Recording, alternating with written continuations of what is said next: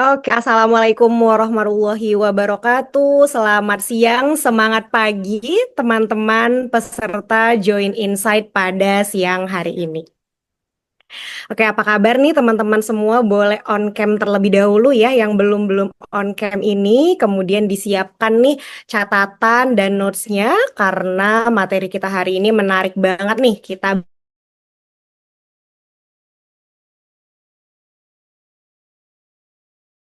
bakal bahasin seputar properti. Oke, salam sejahtera untuk kita semua. Puji syukur kehadirat Allah untuk kita di Join Insight pada siang hari ini. Saya ucapkan selamat bergabung para peserta webinar Join Insight dengan judul Building a Resilient and Sustainable Property Business bersama Bapak Wasudewan, Chief Executive Officer atau CEO dari Rumah 123 yang memiliki pengalaman lebih dari 20 tahun di bidang media teknologi, bisnis, serta industri properti. Sebelumnya, perkenalkan, saya Intan selaku moderator webinar pada hari ini akan menemani rekan-rekan semua bersama Pak Wasudewan kurang lebih selama 2 jam ke depan di webinar Join Insight pada siang hari ini. Nah, Join Insight Indibis Sumatera adalah program webinar atau sesi sharing yang diadakan oleh Indibis yang membahas tips dan trik bisnis dari para pengusaha narasumber ahli dengan tujuan untuk memberikan wawasan dan pengetahuan kepada para pelaku bisnis khususnya mengenai pemasaran dan strategi bisnis terkait. Oke, sebelum itu teman-teman nanti kita juga akan ada hadiah menarik ya di akhir sesi dengan syarat dan ketentuan yaitu teman-teman jangan lupa untuk follow Instagram, Twitter, serta TikTok Indibis Sumatera. Kemudian teman-teman juga wajib nih untuk mengisi link absensi yang nanti akan di-share melalui kolom chat oleh tim Indibis Sumatera. Dan jika teman-teman ada pertanyaan nantinya bisa juga diajukan melalui kolom chat karena fitur unmute hanya akan diberikan kepada peserta yang diberikan oleh izin oleh panitia atau tim Indibis. Begitu. Baik teman-teman, hari ini kita kedatangan dua narasumber ya. Yang pertama itu akan ada nanti sesi dari tim Indibis Sumatera, kemudian kita lanjut ke sesi materi utama dari Bapak Wasudewan, CEO Rumah 123. Oke teman-teman, sebelumnya udah pada ready belum nih untuk join insight kita pada siang hari ini? Mungkin boleh ya diramaikan dulu nih kolom chat Zoom-nya, nama dan asal kotanya teman-teman. Dan silakan on cam, masih banyak nih teman-teman yang belum on cam. Ya, mungkin boleh teman-teman di kenalan-kenalan dulu ya kita melalui kolom chat di Zoom.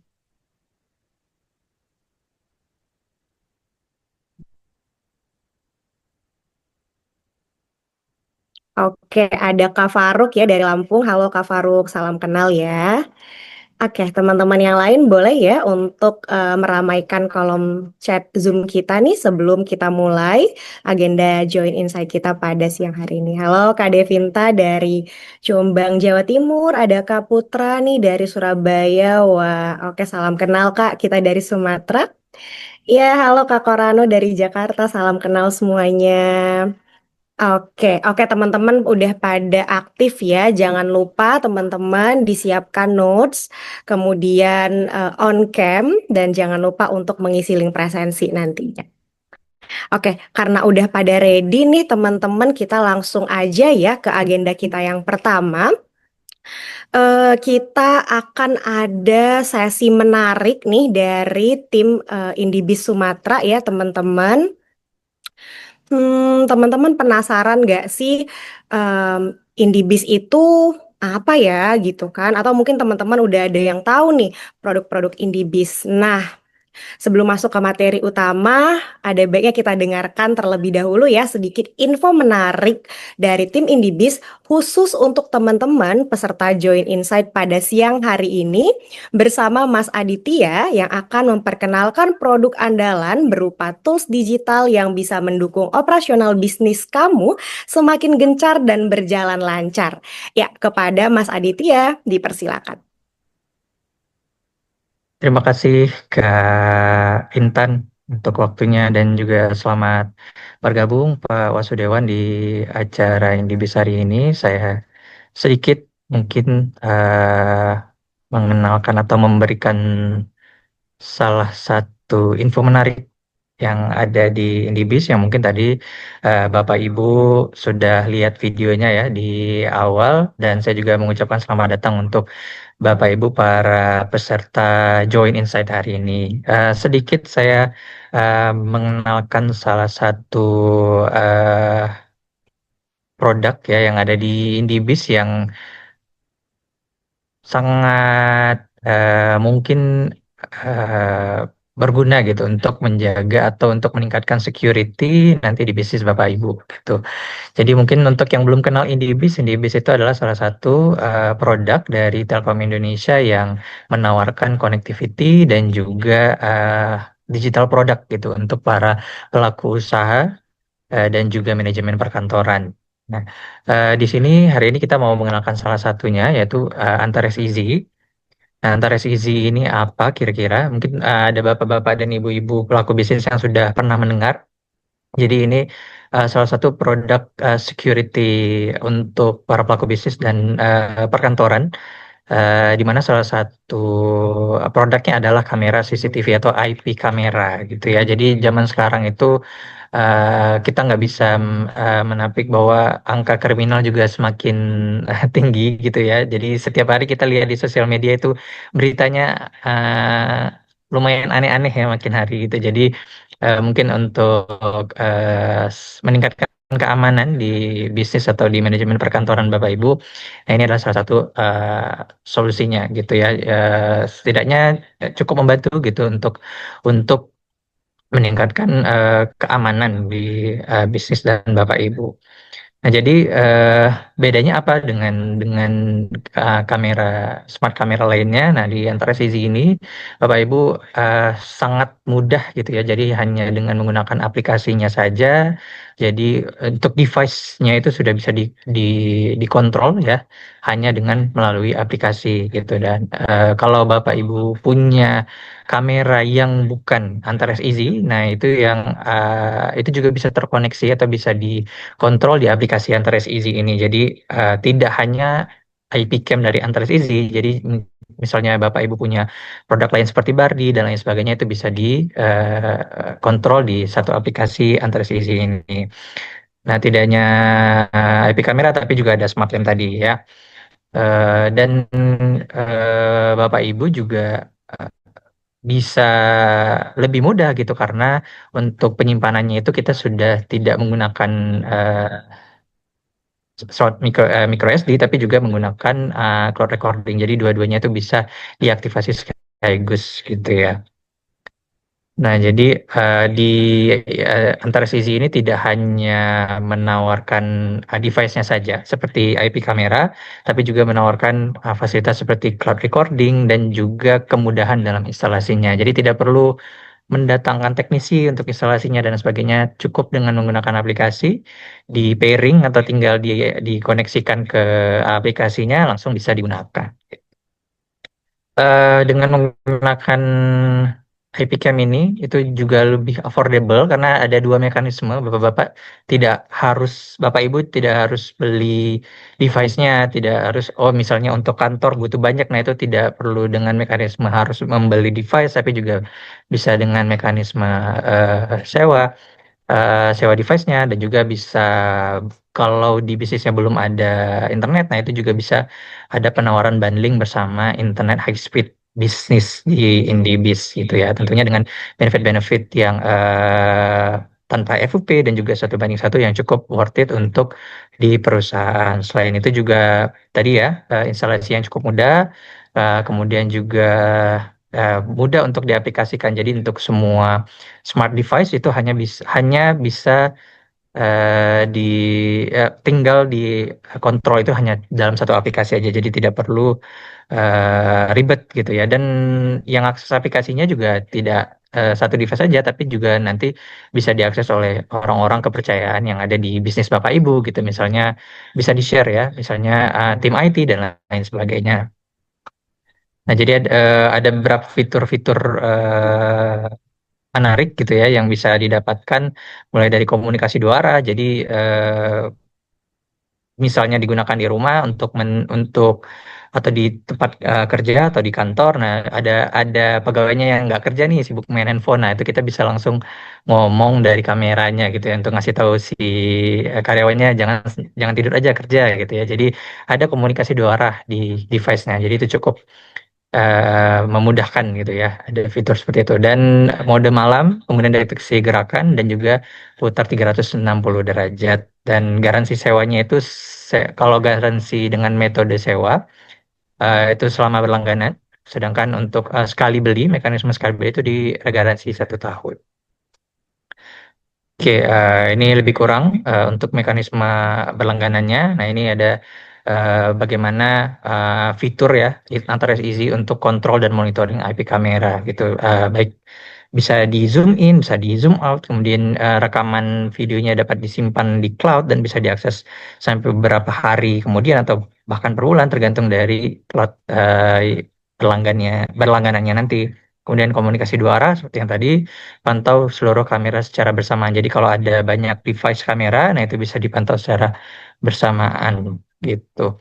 Nah juga kita bisa akses ini ya rekamannya berdasarkan tanggal-tanggal tertentu. Bisa menggunakan cloud dan juga bisa menggunakan SD card seperti itu. Dan tadi bisa diakses oleh banyak device ya, banyak orang atau banyak admin. Nah jadi bisa dipantau secara bersamaan, secara real time. Nah, ini cara pairingnya, jadi tinggal diarahin ke QR code, langsung aktif gitu ya, device-nya tidak perlu instalasi kabel dan lain sebagainya.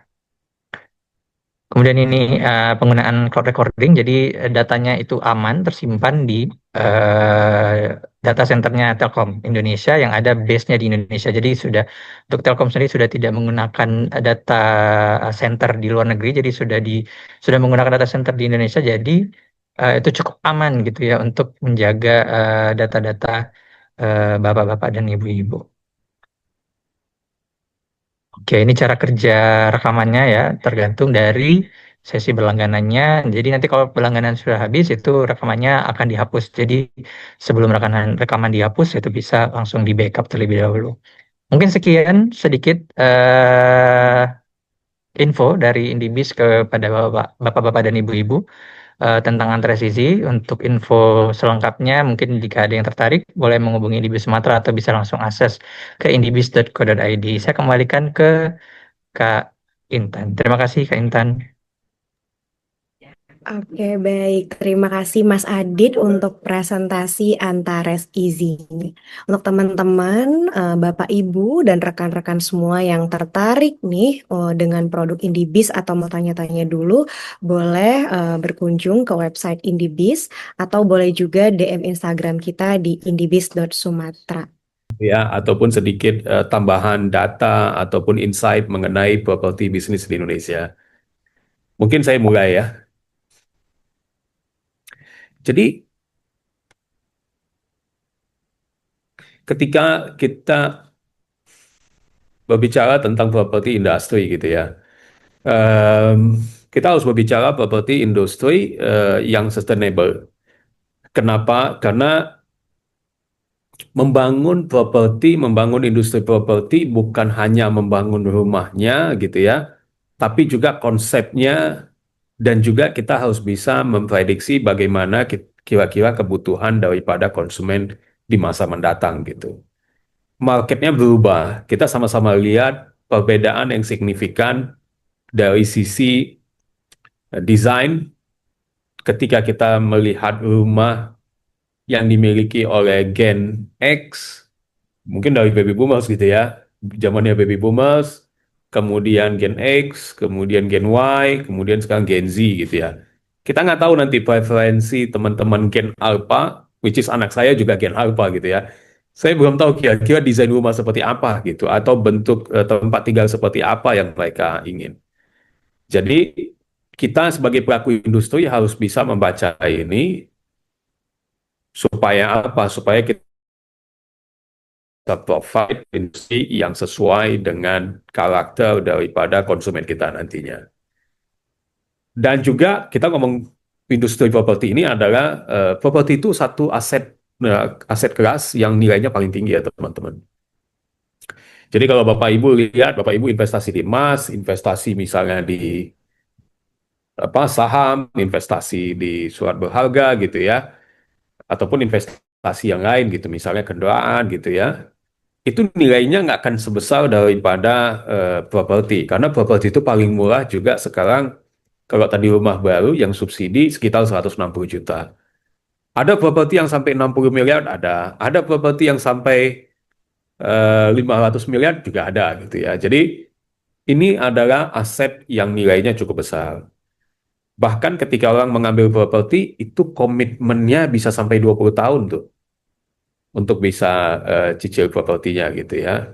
Jadi cukup besar. Maaf, slide saya kelihatannya. Kelihatan, Pak. Oke. Jadi kita harus berpikir bagaimana ketika kita mengembangkan industri ini, kita harus benar-benar bisa menyiapkan segala sesuatunya dan berpikir untuk jangka panjang gitu ya. Dan tentunya ketika kita mengajak orang untuk investasi di properti gitu ya, harus kita pastikan kalau properti itu bisa menghasilkan. Banyak sekali yang kita lihat belakangan ini investasi harganya, properti itu harganya stagnan. Tapi ada juga beberapa properti yang harganya naiknya luar biasa gitu ya. Jadi ini subjek kepada lokasi properti itu sendiri, ya. Nah, kita coba lihat gitu ya pergeseran behavior daripada konsumen kita. Jadi Rumah 123 melakukan research tahun 2024 tahun lalu dan kita menyasar anak-anak muda nih. Jadi reportnya ini namanya The Youth Moves Report ya. Nah, ini kurang lebih tahun lalu. Nah, kita melihat biasanya kan kayak anak-anak muda ini sebelumnya kita pikir, oh mereka sama lah seperti kita dulu muda, pertama kerja 3 tahun sampai 5 tahun kita kerja, kita mungkin berpikir sewa dulu propertinya kan. Apakah kita sewa rumah atau mungkin kos gitu ya. Nah, tapi kita melihat anak-anak muda sekarang gitu ya, ini udah pasti di bawah 30 tahun, khususnya tahun lalu, itu 2024 mulai banyak nih yang berpikir untuk pengen punya rumah gitu. Jadi mereka pengen memiliki instead of cuman sewa gitu ya. Nah, padahal 3 tahun sebelumnya, post COVID gitu ya, setelah COVID, karena memang kondisi perekonomian, itu di kita, website kita mencatat pertumbuhan permintaan untuk sewa tempat tinggal gitu ya, maupun komersial, itu sangat tinggi pertumbuhannya. Dan jauh melebihi permintaan untuk jual beli gitu. Karena memang kondisi perekonomian saat itu. Jadi ketika pengusaha berpikir untuk memiliki ruko atau membeli pabrik atau membeli kawasan komersial untuk nantinya dibangun, mereka berpikir bisa nggak saya kontrak dulu deh, karena kondisi perekonomian masih belum stabil. Tapi ternyata 2024 kondisinya berbalik gitu ya. Banyak mereka yang akhirnya melakukan investasi dan mereka beli gitu. Nah, jadi kita lihat perubahan ini itu terjadi di awal 2024. Dan teman-teman boleh lihat di sini growth-nya untuk pembelian untuk jual beli itu growth-nya 78%. Sementara rental growth sama-sama growth gitu ya. Karena kan sempat jatuhnya cukup dalam gitu ya di 2020 2021. Jadi growth-nya lumayan signifikan. Jadi 78% berbanding 59% gitu ya. Jadi kita melihat tren ini dari Februari itu berlanjut sampai akhir tahun 2024. Ya, ini datanya kita, surveinya kita ya. Nah, kalau kita lihat, kenapa Rumah 123 fokus di industri properti gitu? Emang apa yang terjadi di properti gitu, atau apa sih potensinya? Kenapa nggak industri manufaktur atau industri FMCG gitu ya, atau industri otomotif gitu ya? Kenapa kita pilih ini gitu? Nah, kita melihat ada 4 poin. Poin yang pertama adalah industri properti beserta konstruksi itu 1 tahun bisa menyumbang 122 triliun. Ya, jadi ini angka yang cukup besar. Jadi secara overall itu bisa mengkontribusi sekitar 11-15% dari total GDP Indonesia. Ya, dan seperti teman-teman tahu, industri properti dan konstruksi ini bukan cuma 2 industri, tapi di belakangnya ada 170-180 industri. Industri kaca, industri kayu, industri elektronik, industri wallpaper, macam-macam. Ya, industri elektronik juga kalau kita breakdown itu ada puluhan industri di dalamnya. Ya, yang mensupport untuk terjadinya satu produk elektronik gitu ya. Jadi industri yang cukup besar. Dan tadi teman-teman lihat gitu ya, adalah top 4. Jadi 4 teratas di antara 23 subsektor yang ada di Indonesia gitu ya, yang mengkontribusi kepada GDP.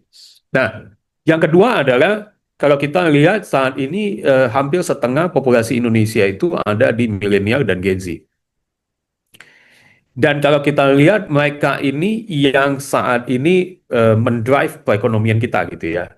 Jadi kalau Bapak Ibu lihat untuk pertumbuhan kredit, baik itu kredit konsumsi maupun kredit lainnya saat ini didrive oleh milenial. Milenial ini yang lahir setelah tahun 81 gitu ya. Dan Gen Z 15 tahun setelahnya gitu. Nah, ini yang saat ini menjadi main driver. Dan ini jumlahnya cukup besar. Jadi banyak sekali yang nantinya akan butuh properti baik itu untuk tempat tinggal mereka maupun untuk usahanya mereka. Ya, dan ketiga, kita melihat pemerintah itu cukup konsisten.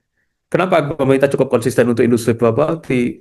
Karena tadi ada 180 industri di belakang. Jadi di belakangnya gitu. Jadi ibarat kereta, ini lokomotifnya panjang banget nih. Kalau yang di depannya nggak bergerak nih, lokomotif yang panjang tadi nggak akan ditarik gitu. Jadi makanya di pemerintahannya Pak Prabowo ada program 3 juta rumah. Kemudian kalau sekarang teman-teman beli properti di bawah 2 miliar, itu VAT-nya free. Ya, yang 11% itu free. Kemudian kebijakan moneter yang dilakukan oleh Bank Indonesia, di mana kalau dulu kita beli properti baru, itu harus ada DP 10%, 20% ya.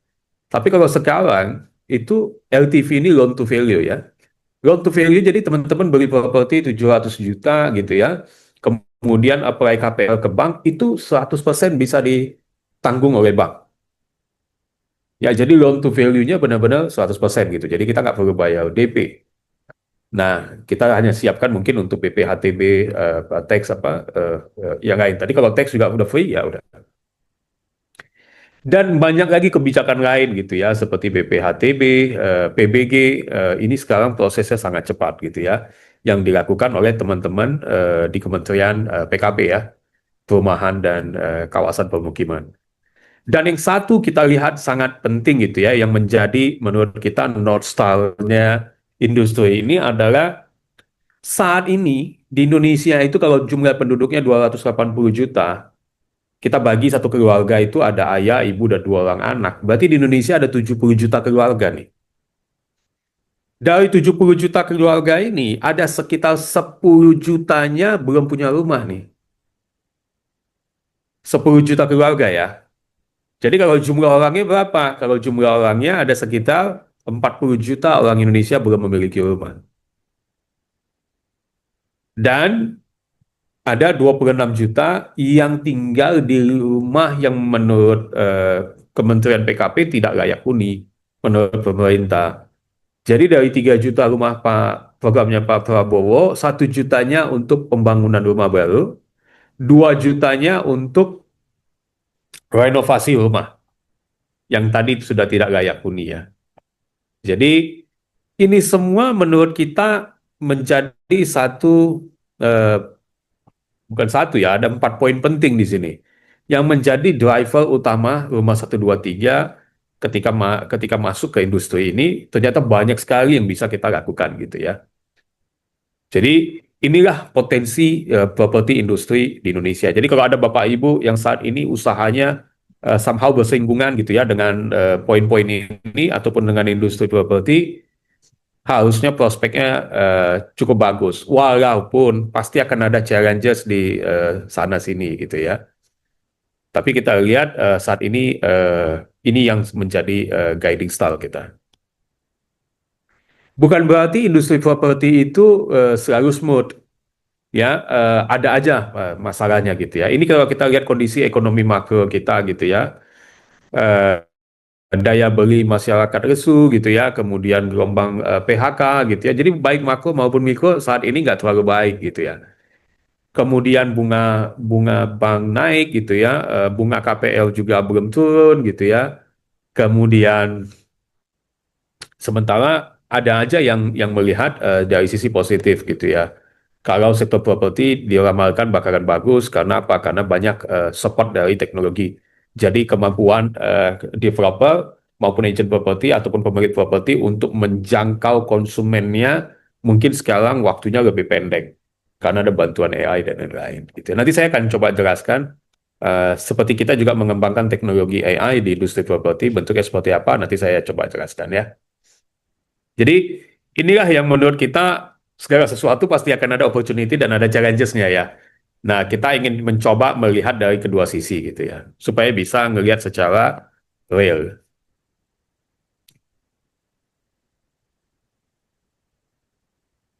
Oke,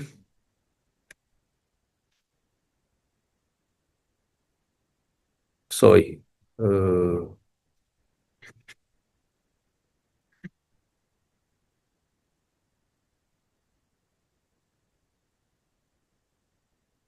slide saya masih kelihatan ya? Masih aman, Pak Wasudewan. Ya, kita coba, terima kasih. Kita coba lihat saat ini gap-nya ada di mana gitu ya. Jadi ini teman-teman lihat, ini paparan dari Bank BTN ya, yang sempat dirilis oleh Kompas. Jadi kita coba lihat Indonesia ini di mana sih terjadi gap-nya ya antara demand dan supply. Jadi kita bisa sama-sama lihat di mana terjadi gap ini. Jadi kalau kita lihat dengan kebijakan tadi 3 juta rumah, 1 jutanya untuk rumah baru, pembangunan rumah baru, 2 juta untuk perbaikan rumah tidak layak huni. Nah, ini juga saat ini masih diatur roadmap-nya seperti apa gitu ya. Kemudian pelaku industrinya harus berkontribusi seperti apa. Jadi nggak gampang, tapi ini tujuannya sangat mulia gitu ya. Nah, kita coba lihatlah bagaimana implementasinya. Jadi bukan cuma hanya pemerintah yang kita tunggu, tapi kita juga sebagai bagian daripada stakeholder, kita juga harus aktif untuk bisa ikut membantu gitu ya. Dan balik lagi, kolaborasi antara pemerintah dan kita ini penting. Ya, saya yakin Bapak Ibu di sini juga yang ikut webinar hari ini pasti harusnya bisa berkontribusi. Jadi gambar di sebelah kiri ini mungkin bisa menjadi opportunity buat Bapak Ibu di sini untuk melihat di mana sih gap eh, kepemilikan rumah itu minusnya di mana banyaknya gitu ya. Ya ataupun yang tidak layak huninya banyaknya di mana gitu. Jadi buat Bapak Ibu yang mungkin ada di industri bahan bangunan gitu ya atau toko material, nah ini mungkin bisa menjadi acuan gitu ya. Seperti contohnya di Sumatera itu eh, yang yang gap tidak punya rumah itu cukup tinggi gitu ya. Dan yang tidak layak huni juga di Sumatera cukup tinggi gitu. Nah, angka ini nanti mungkin bisa divalidasi lewat data-data yang lebih detail. Tapi ini mungkin sebagai gambaran aja, ya. Nah, dengan ini semua, Rumah 123 itu posisinya seperti apa sih? Ya, inisiatif apa yang akan dilakukan oleh Rumah 123 melihat opportunity ini? Nah, mungkin sebelumnya saya akan jelaskan mengenai Rumah 123. Dan kalau Bapak Ibu lihat jaket saya tulisannya 99. Nah, 99 ini apa? Ini 99 ini adalah grupnya kita, holdingnya kita namanya 99 Group. Jadi kita base-nya ada di Singapura, kemudian di Indonesia kita mengakuisisi Rumah 123. Jadi kalau Bapak Ibu tahu dulu di Indonesia ada website namanya Urbanindo. Jadi pertama kali kita masuk, jadi Rumah 123 sendiri adanya 2007. Jadi ini portal properti tertua di Indonesia. Kemudian 99.co itu lahir 7 tahun berikutnya, tapi di Singapura gitu ya. Dan 99.co ini masuk ke Indonesia, jadi brandnya 99.co, nama grupnya 99 Group. 99 ini masuk Indonesia tahun 2016, mengakuisisi Urbanindo. Urbanindo ini website website properti yang base-nya waktu itu di Bandung. Jadi banyak anak ITB ketika itu berkumpul, mereka buat website inilah ya. Jadi kita akuisisi 2018, kemudian akhir 2019, 3 bulan sebelum COVID, kita akuisisi Rumah 123. Jadi kalau di Indonesia itu kita punya dua website, rumah123.com dan 99.co. Kalau di Singapura kita punya 99.co dan SRX. SRX ini satu website di mana isinya Bapak Ibu bisa lihat histori transaksi dari setiap properti. Karena di Singapura itu segala sesuatunya transparan gitu ya, prosesnya transparan, jadi nilai transaksi itu bisa diakses. Dan itu dirilis oleh pemerintah. Nah, kemudian kita mengolah data itu yang begitu banyak, menjadi bagian daripada big data kita dengan model tertentu, kita bisa bahkan memprediksi apartemen di kawasan ini, di Orchard Park ini, apartemen di Tower 1, lantai 31, ini selama 20 tahun udah ada 5 kali transaksi gitu ya. Kemudian prediksinya nanti harganya 5 tahun lagi kira-kira berapa. Jadi based on history, based on harga properti di sekitarnya, based on demand di area tersebut, kita bisa memprediksi. Nah, ini yang kita lakukan di Singapura. Tapi itu yang sedang kita pikirkan bagaimana kita bisa mengembangkan predictive analysis seperti itu di Indonesia gitu ya. Karena kesulitannya ya di Indonesia kita data transaksi dan lain-lain itu kan nggak terlalu terbuka. Tapi kita mencoba melakukan itu dari data supply. Data yang diiklankan di kita, nah kita coba olah itu supaya bisa memberikan guidance kepada konsumen, supaya mereka tahu nih harga properti ini termasuk mahal atau murah gitu. Ya. Nah, kalau ditanya dari point of view kita melihat stakeholder yang ada di industri ini, seperti apa sih masalah-masalahnya mereka gitu ya. Kalau kita lihat dari sisi konsumen nih, konsumen ini pencari properti, bisa pembeli, penyewa, ataupun investor. Sebenarnya secara garis besar ada 3 poin. Yang pertama, pada saat fase discovery itu kan mereka cari ya. Saya cari di lokasi ini, saya cari yang ada akses ini, saya nyari yang ada fasilitas sekolah, masjid, ataupun supermarket gitu ya, dan lain-lain gitu. Nah, apa aja pilihannya gitu?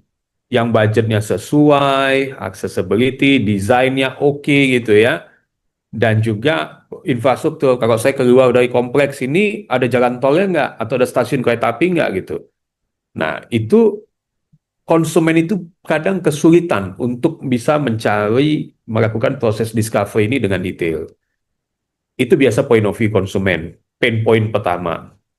Setelah ketemu nih rumahnya, kemudian pada saat mau melakukan transaksi, nah saya apa aja pilihan pembayarannya gitu ya, selain cicilan ke developer, atau bisa juga melakukan KPL gitu ya, mortgage. Nah, pilihan mortgage kan banyak ya pilihannya. Hampir semua bank punya produk KPL. Tapi bunganya beda, tenornya beda, promonya beda.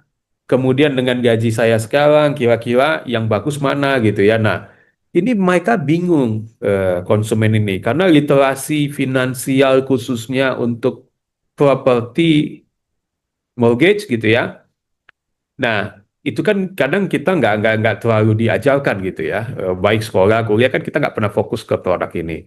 Jadi ini jadi masalah biasanya sebelum akhirnya memutuskan.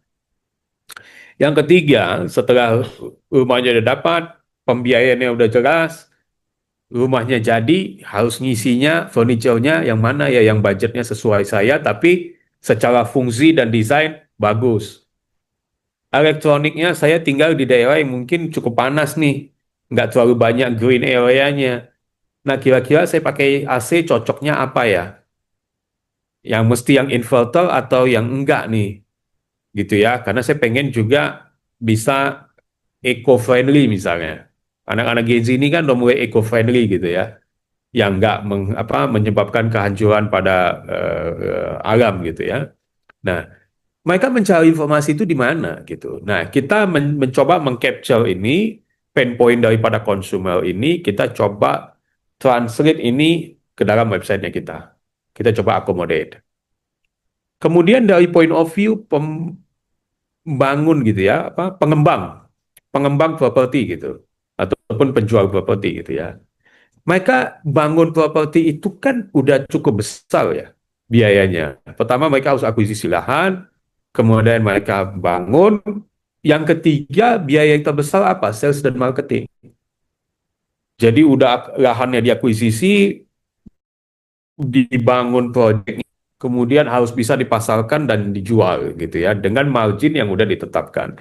Nah, ini juga jadi masalah buat banyak developer gitu ya, khususnya yang kecil dan menengah. Karena banyak dari mereka yang kadang kita juga nggak pernah dengar tuh brandnya. Kalau yang besar-besar, Sinarmas, Ciputra, Summarecon gitu ya, Pakuwon gitu ya, mungkin kita udah sering dengar gitu ya. Tapi banyak developer-developer kecil dan menengah ini yang mungkin keterbatasan budget, mereka nggak bisa bangun branding yang besar-besaran kayak teman-teman tadi gitu. Tapi setiap kali mereka spending gitu ya, mereka harus memastikan return on investment atau return on ad spend. Itu jelas tuh. So, oke, saya spending 100 juta, 100 juta ini bisa menghasilkan berapa banyak penjualan gitu. Ya, jadi itu yang pertama. Yang kedua, bagaimana mereka bisa memastikan proses pembangunan ini bisa berjalan lancar gitu ya. Tentunya dengan berkoordinasi dengan bank. Itu yang kedua. Yang ketiga, pelaku industri properti yang kita lihat adalah yang memfasilitasi pinjaman tadi. Karena 70% penduduk Indonesia itu membeli properti menggunakan eh, KPL. 20% cicil ke developer, hanya 10% yang menggunakan cash keras. Jadi bisa dibayangkan, kalau di Indonesia itu ada sekitar 2 juta transaksi, misalnya 1,5 sampai 2 juta transaksi, baik yang baru maupun second, ini 70%-nya pakai pinjaman bank tuh, ya KPL.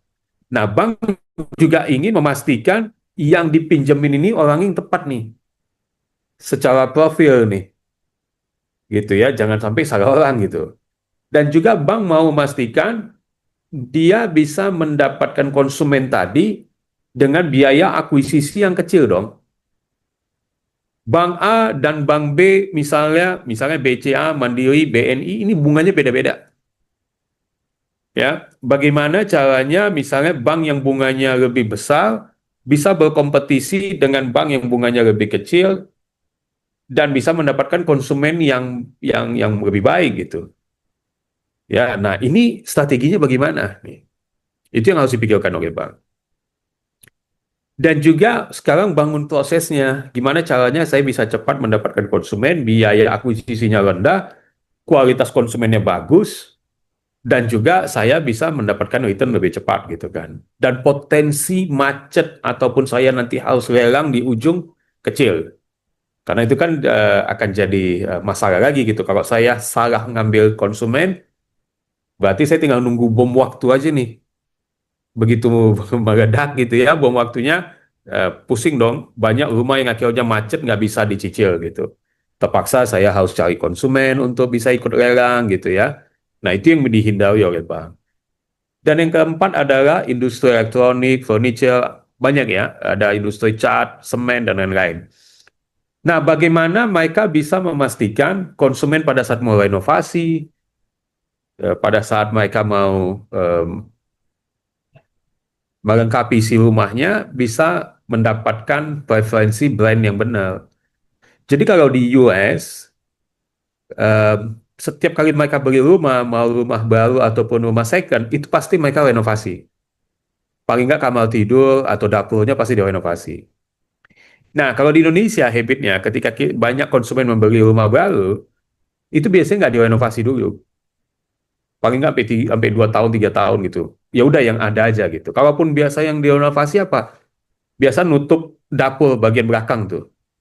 Gitu ya. Kadang masih ada yang dapurnya terbuka gitu yang ditutup gitu. Tapi selebihnya ya udah pakai defaultnya developer gitu.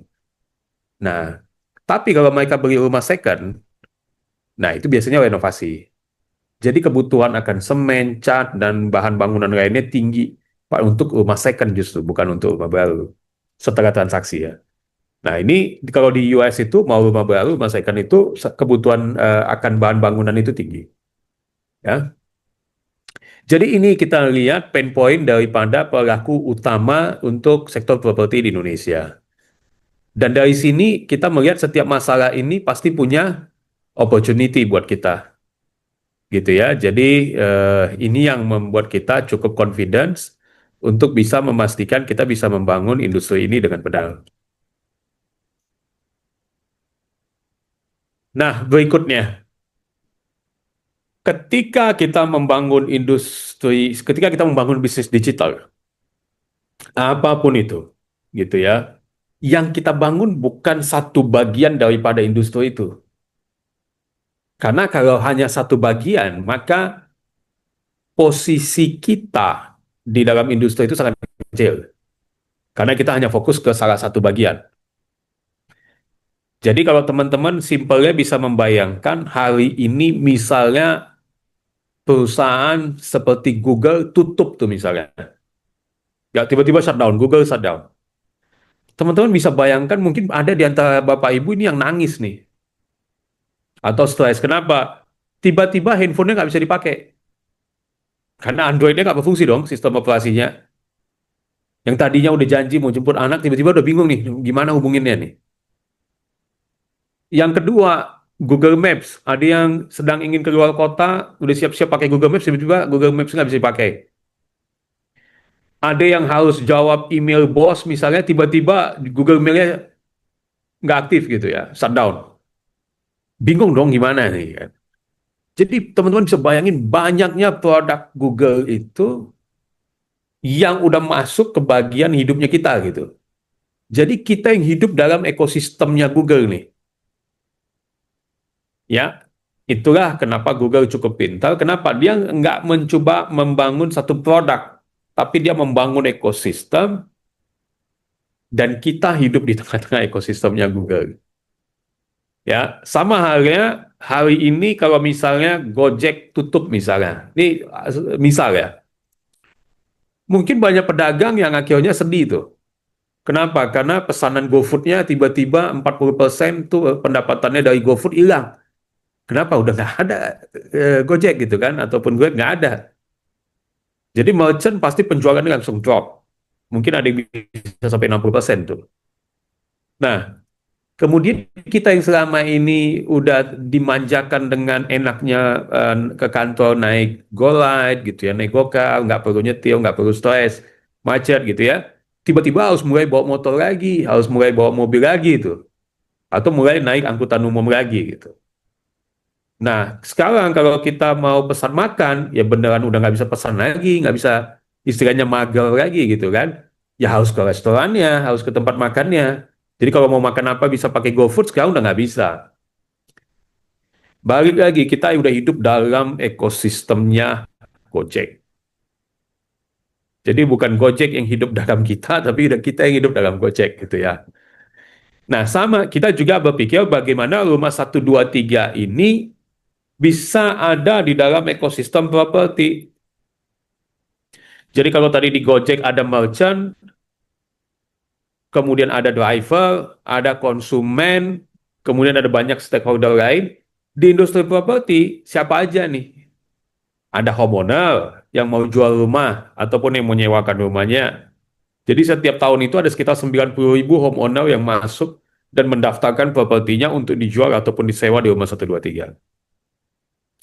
Kemudian ada property agent seperti teman-teman tahu Ella, Ray White, Brighton, Sepia Mas, Century 21 gitu ya. Nah, mereka ini jumlahnya ada 38.000 di rumah 123. Mereka masuk rumah 123, mereka melakukan listing supaya propertinya bisa dilihat oleh konsumen tadi. Dan karena kita punya dua website dengan traffic sekitar katakanlah satu bulan itu ada sekitar 20 jutaan, ini data 2024 ya, ada 270 juta pencari properti selama 1 tahun yang mencari. Ya, ini jumlahnya bisa double gitu ya, maksudnya orangnya bisa sama gitu ya. Dan ada 500 pengembang yang listing, yang menawarkan proyeknya di rumah 123. Jadi kalau Bapak Ibu cari sekarang properti di Bali, properti di Bogor, properti di Tangerang Selatan, properti di Bandung, untuk properti barunya itu cukup banyak di kita gitu ya. Bank itu juga ada sekitar 12 bank dan fintech. Jadi ada juga selain lembaga non-bank yang ada di kita. Jadi seperti Dana Syariah Indonesia, sempat ada BFI gitu ya, yang mereka juga memberikan kredit KPL gitu. Dan yang terakhir gitu ya, ada brand, jadi seperti Samsung, Philips, kemudian Kohler, kemudian Dulux, kemudian Jotun, Mowilex gitu ya. Banyak itu ada di kita juga. Karena mereka pengen, tolong bantu kita dong untuk bisa ketemu dengan konsumen yang lagi proses KPL misalnya. Pasti kan mereka butuh TV kan, kalau misalnya disetujui rumahnya nanti udah ada, pasti butuh TV, butuh AC, butuh lemari, butuh tempat cuci baju gitu ya, washing machine, dan butuh banyak lagi lain-lain gitu. Nah ini yang kita coba bangun, dan kita coba saling pertemukan satu dengan yang lain, dan tidak lupa kita bekerja sama dengan pemerintah. Karena suka nggak suka, regulator di Indonesia itu adalah pemerintah. Jadi seperti pemerintah tadi memberikan banyak keringanan kepada konsumen. Mulai dari KPL bisa nilainya sampai 100% dijamin oleh bank, pembebasan VAT, gitu ya, PPN gitu ya, kemudian yang lain-lain gitu. Bahkan pemerintah juga sekarang memberikan kuota tambahan untuk rumah subsidi. Yang sebelumnya 220.000 menjadi 350.000. Jadi pemerintah juga memiliki kepentingan untuk memastikan industri properti itu bisa bertumbuh ya. Bukan cuma ada, tapi bisa bertumbuh. Supaya apa? 180 industri di belakangnya ini juga bisa bertumbuh. Nah, selanjutnya ini mungkin beberapa contoh di mana keterlibatan kita dengan pemerintah. Jadi kalau di sebelah kiri ini, kita itu selalu melakukan yang namanya property outlook untuk bisa menceritakan bagaimana kondisi pasar, bagaimana kondisi demand dan supply, dan biasanya bekerja sama dengan Kementerian PKP. Saat itu namanya PUPLA, sekarang PKP, saat itu menterinya masih Pak Basuki. Sebelah kanan atas ini kita berbicara diskusi juga dengan Pak Al Silaid gitu ya, Menteri PKP yang baru gitu ya, di pemerintahan Pak Prabowo. Sebelah di tengah bawah ini kerjasama Rumah 123 dengan Bank Indonesia. Jadi Bank Indonesia juga membutuhkan data dari kita berupa saat ini pencarian properti paling banyak di harga berapa, tipe apa, jenis pembiayaannya seperti apa. Kenapa? Karena di Bank Indonesia itu ada departemen yang bernama makroprudensial. Teman-teman yang ada di departemen inilah yang membuat kebijakan tadi seperti tadi. Pinjaman KPL bisa sampai 100% dijamin. Kenapa? Karena saat ini kondisi perekonomian sedang membutuhkan tambahan bantuan, karena even misalnya untuk DP 10% juga banyak yang mungkin belum bisa. Dan begitu ini mandek, maka industri properti akan mandek. Jadi mereka pengen tahu benar nggak sih kondisi di market itu saat ini seperti itu gitu. Pencarian propertinya seperti apa. Jadi kita coba bekerja sama dengan segala macam elemen yang ada di industri ini untuk memastikan industri ini tetap bisa bertumbuh dan bergerak maju gitu ya. Nah, pentingnya digital di industri properti itu ya mungkin Bapak Ibu juga udah pasti menggunakan aspek ataupun elemen digital di dalam industri Bapak Ibu, saya yakin sekali. Jadi selain reach-nya lebih luas, awareness-nya lebih cepat gitu ya, bisa menjangkau lebih cepat dan lebih luas dalam satu waktu gitu kan. Kemudian semuanya kita menggunakan data driven gitu. Dengan insight yang kita dapatkan dari apapun tools yang kita pakai, CRM yang kita pakai gitu ya. Kita bisa mendapatkan insight sebelum kita merumuskan satu strategi gitu ya. Jadi semuanya data driven gitu. Nggak pakai intuisi, nggak pakai feeling lagi gitu. Boleh ada intuisi, tapi harus disupport dengan data-driven analysis kan. Kemudian juga digital itu memberikan empowering kepada industri. Jadi bagaimana marketplace itu bisa, jadi banyak developer datang ke kita gitu ya, bertanya gitu, Pak, saya ingin membeli tanah di Bogor nih Pak, kira-kira demand-nya tinggi. Kemudian kita nanya, Pak, harga propertinya berapa, ukuran rumahnya seperti apa. Nah, kemudian developernya bingung, oh menurut Bapak gimana Pak? Kalau saya ambil di daerah Kemang Bogor, kira-kira kalau saya bangun, harga berapa ini yang masih kemakan nih? Luasan berapa ini yang masih kemakan? Supaya saya bisa hitung-hitungan margin. Nah, kita coba tarik datanya dari pengunjung rumah 1, 2, 3 yang cari di daerah Kemang Bogor, banyak itu di harga berapa? Dan tipe properti apa? Nah, itu yang kita coba feeding ke teman-teman developer sebelum nanti mereka akuisisi lahan dan lain-lain kan. Jadi dari sisi konsumen juga, konsumen pengen shortlist nih, saya mau beli rumah di Bogor nih. Sebelum saya datang, bisa nggak sih saya shortlist 5 pilihan rumah? Jadi begitu saya datang, saya udah nggak nyari satu-satu atau keliling lagi jauh gitu. Nah, ada nggak sih videonya? Ada nggak sih virtual tour-nya yang bisa lihat satu kawasan gitu? Ada nggak sih kontennya? Karena hari ini semua juga ekspektasi konsumen itu lebih ya. Kalau kita 15 tahun yang lalu lihat iklan baris di surat kabar, dijual rumah di Bogor, Jalan Adiasa misalnya, 3 kamar tidur, 3 kamar mandi, 2 miliar, nego, nomor telepon sekian. Itu aja informasinya menurut kita udah cukup saat itu, karena kita nggak pernah tahu. Kalau iklan properti itu bisa ada fotonya, ada videonya, ada maps-nya, ada deskripsinya. Kan kita nggak pernah berpikir itu ya 15 tahun yang lalu gitu ya. Jadi, atau 20 tahun yang lalu. Jadi, ini berkembangnya sangat cepat. Dan akhirnya konsumen itu sekarang demanding. Oh, saya minta dong fotonya, saya minta dong videonya gitu ya. Jadi, seperti yang kita highlight di sini, digitalization doesn't just inform, tapi transforms. Bagaimana sustainability ini bisa embrace semuanya yang ada di sini ya. Jadi, digital inilah yang akhirnya menggerakkan industri properti pada saat terjadi COVID. Kenapa? Begitu lockdown, mereka nggak bisa pameran, jumlah konsumen yang datang ke project juga sedikit, dibatasin, harus pakai lengkap. Tapi apa yang tetap menggerakkan industri ini saat itu? Digital. Ya. Dan ini yang mungkin salah satu teknologi kita, di mana kita menggabungkan beberapa elemen, adalah elemen di mana konsumen bisa melihat secara detail. Saya akan putar videonya bentar lagi. Kemudian setelah konsumen melihat secara detail, mendapatkan informasi lengkap, jarak dari proyek kepada pintu tol berapa jauh, jarak dari perumahan ini kepada rumah sakit berapa jauh, real time ya, kita connect dengan Google Maps. Kemudian setelah itu mereka bisa expose dalamnya, mereka bisa expose kawasannya. Dan buat developer, developer banyak sekali dapat data dari kunjungan tadi, konsumen tadi melihat apa? Melihat dapurnya yang lebih lama dibandingkan kamar tidur utama.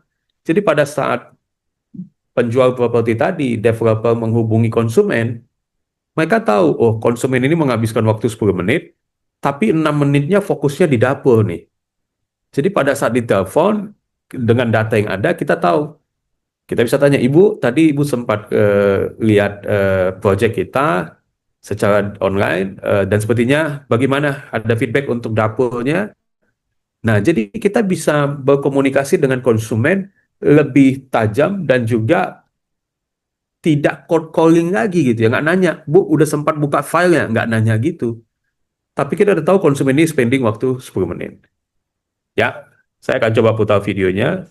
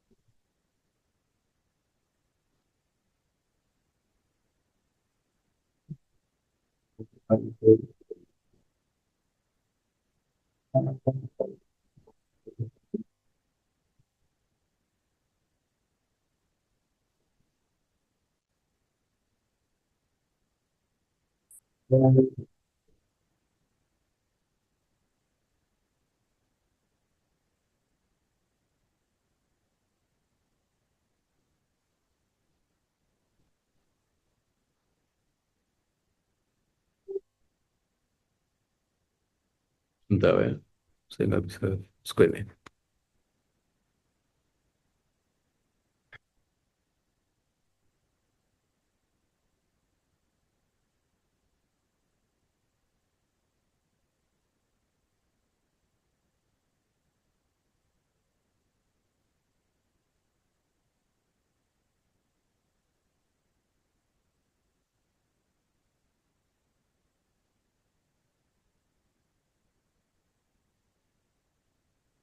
Eh, Sebentar saya coba saya screen ulang ya.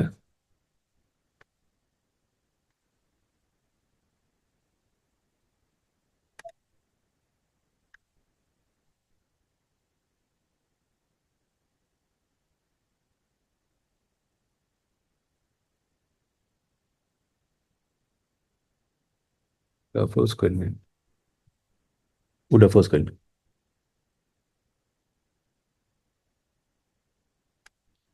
Sudah, Pak Oso. Oke. Apa saja? Nah, kita melihat beberapa strategi gitu ya untuk bisa overcome masalah-masalah yang ada di property business.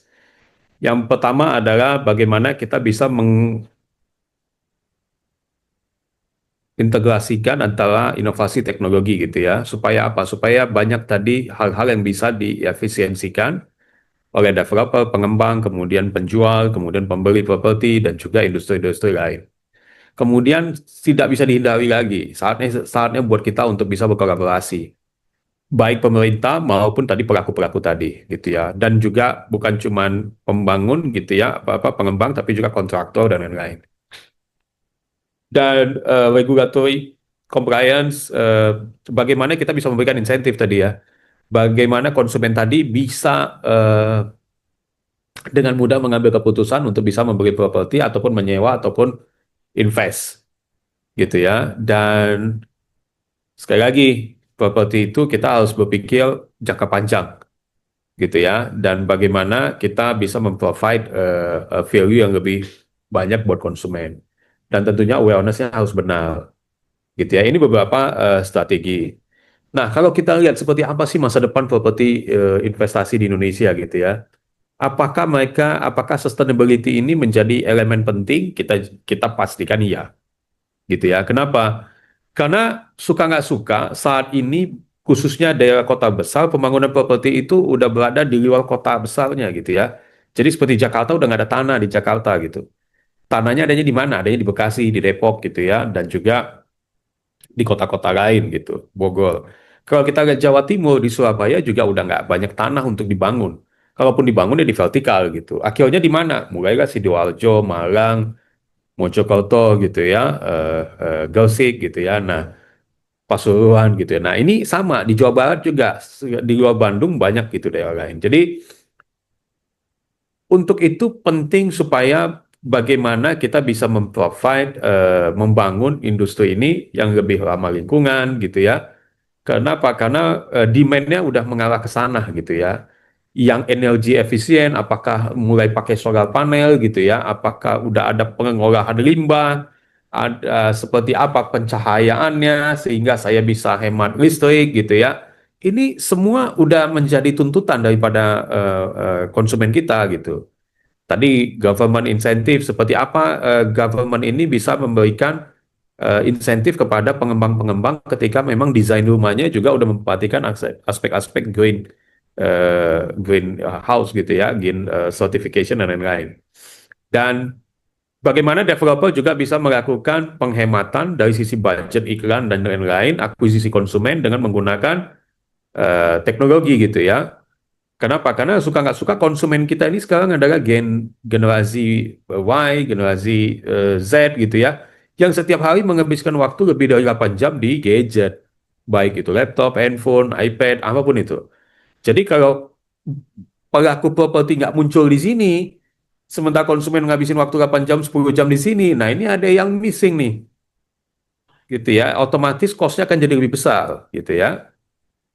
Nah, dan bagaimana investasi properti itu benar-benar bisa hati-hati dan juga memastikan kalau emang tujuannya mendapatkan nilai hasil yang lebih besar.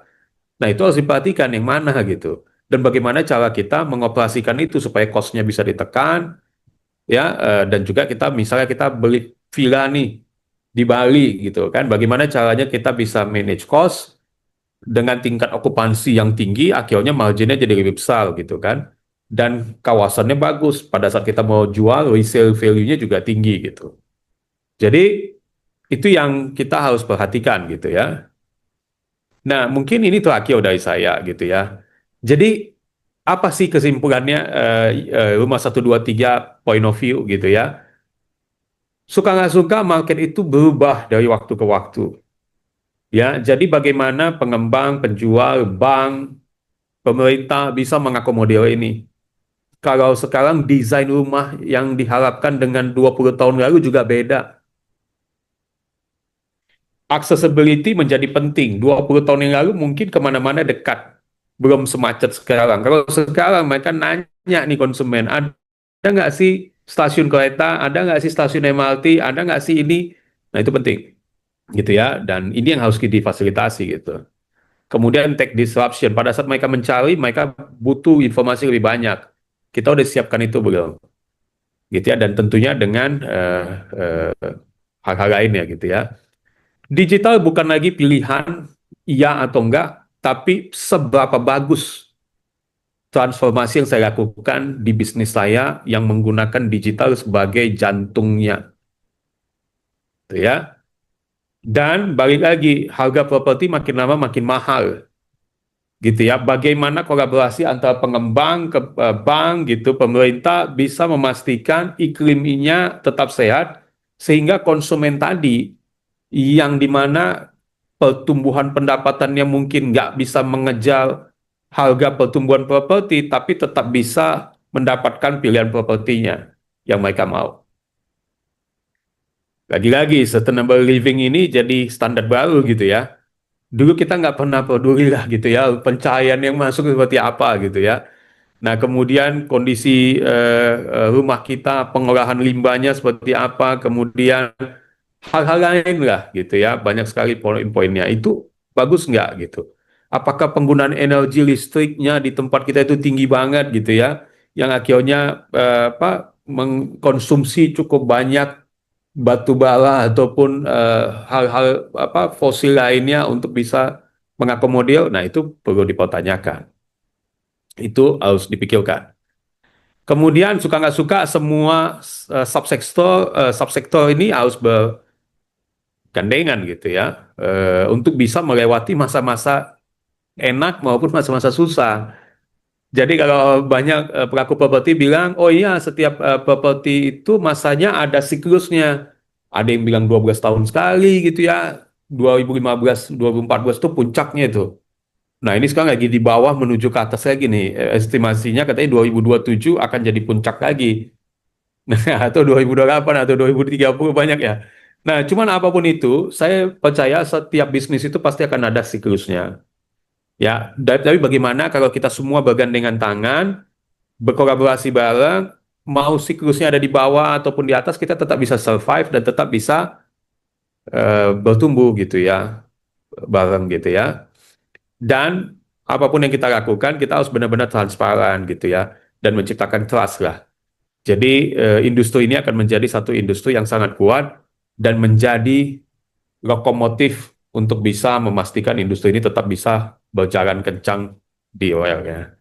Ya, jadi itu mungkin paparan dari kita, Rumah 123. Sekali lagi terima kasih buat kesempatan yang diberikan dan kita open for any question dari teman-teman.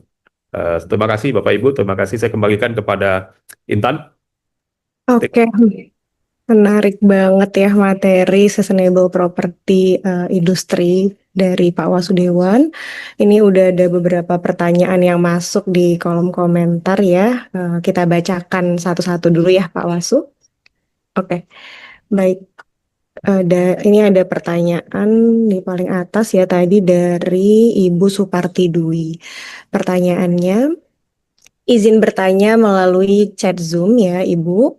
Melihat tren anak muda saat ini yang makin peduli pada isu lingkungan, bagaimana strategi bisnis properti bisa bertransformasi dari sekedar fokus pada keuntungan menjadi wadah kolaborasi juga bagi anak muda dalam mendesain hunian yang berkelanjutan dan terjangkau. Lalu menurut data BPS 2024, lebih dari 60% generasi milenial dan Gen Z kesulitan membeli rumah pertama karena harga properti yang terus naik. Dalam konteks pembangunan berkelanjutan, bagaimana perusahaan seperti Rumah 123 bisa berkontribusi dalam menyediakan akses kepemilikan rumah bagi generasi muda tanpa mengorbankan aspek lingkungan dan sosial? Terima kasih. Silakan Pak Was.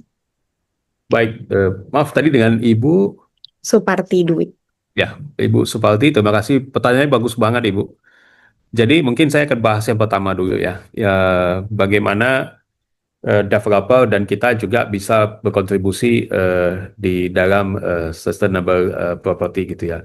Jadi sebenarnya kalau kita bahas sustainable property itu industri kita mengusung konsep green property gitu ya. Jadi ada beberapa aspek. Yang pertama efisiensi energi. Efisiensi energi ini pada saat teman-teman developer melakukan desain, baik dari sisi pencahayaan, pemanasan gitu ya, kemudian itu diperhatikan bagaimana pencahayaan itu bisa menghemat listrik. Yang kedua penggunaan air. Jadi bagaimana mungkin penggunaan air hujan bisa didaur ulang menjadi bisa membantu irigasi dan lain-lain gitu ya. Jadi bagaimana juga teknologi yang ada bisa hemat air gitu ya. Apakah mungkin ada sensor atau apa, jadi airnya bisa dibatasi. Nah itu juga penting. Kemudian bahan yang digunakan, material yang digunakan, apakah ini material yang bisa didaur ulang atau material yang rendah emisi, itu juga penting. Kualitas udara di dalam ruangan, bagaimana ventilasi yang ada bisa membuat kita nggak perlu menggunakan kipas ataupun menggunakan AC misalnya. Akhirnya kita bisa save penggunaan AC dan juga mengurangi emisi gitu kan. Kemudian desain, tata guna lahan gitu ya, orientasi bangunannya, ruang terbuka hijaunya seperti apa gitu ya. Nah, kemudian manajemen limbah, sampah, nah itu seperti apa, dan juga infrastruktur lainnya. Jadi, developer ini sekarang udah mengakomodir ini, Bu, walaupun nggak semua poin-poin tadi bisa terakomodir di dalam satu waktu, di dalam satu proyek. Tapi tentunya developer juga memikirkan konsumen itu sekarang ekspektasinya penggunaan listriknya rendah, Bu. Kenapa? Karena biaya KPL-nya udah tinggi misalnya ya.